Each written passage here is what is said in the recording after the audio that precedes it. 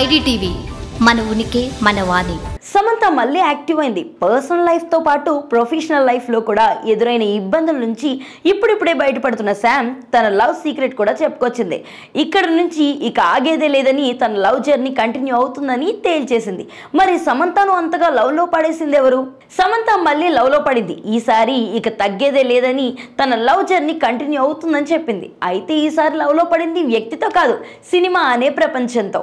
అవును, ఈసారి శామ్ సినిమాలతోనే లవ్లో పడింది. ఈ విషయాన్ని తానే స్వయంగా చెప్పింది.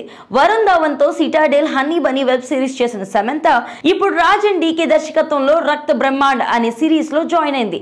ఈ విశేషాలు పంచుకుంటూనే తన లవ్ సీక్రెట్ బయటపెట్టింది. సినిమాని ఇకపై తనకు ఫస్ట్ లవ్ అని, వరుసగా ప్రాజెక్టులు చేయబోతున్నానని చెప్పి తన ఫ్యాన్స్ కు స్వీట్ న్యూస్ షేర్ చేసింది. తన హెల్త్ ఇష్యూతో కొంతకాలం సినిమాల నుంచి సమంత సైడ్ అయింది. వెబ్ సిరీస్ లో కనిపించడం తప్ప తన క్రేజ్ కు తగినంత భారీ ప్రాజెక్టులు చేయలేదు.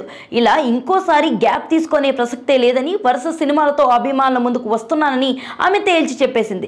రక్త బ్రహ్మాండ్ సిరీస్ షూట్ పూర్తి కాగానే మరో డైరెక్ట్ సినిమా షూట్ కు రెడీగా ఉందని చెప్పింది. దీంతో సమంతకు అభిమానులు బెస్ట్ విషెస్ తెలియజేస్తున్నారు.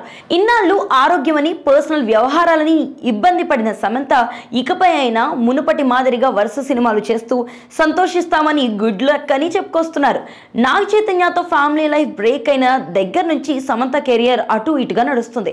ఆ తర్వాత మయోసైటిస్ బారిన పడి అనారోగ్యంతో ఇబ్బందులు ఎదురైంది. చికిత్స తీసుకుని కోలుకుంటున్న తరుణంలో తండ్రిని కోల్పోయి మరింతగా ఒంటరైపోయింది.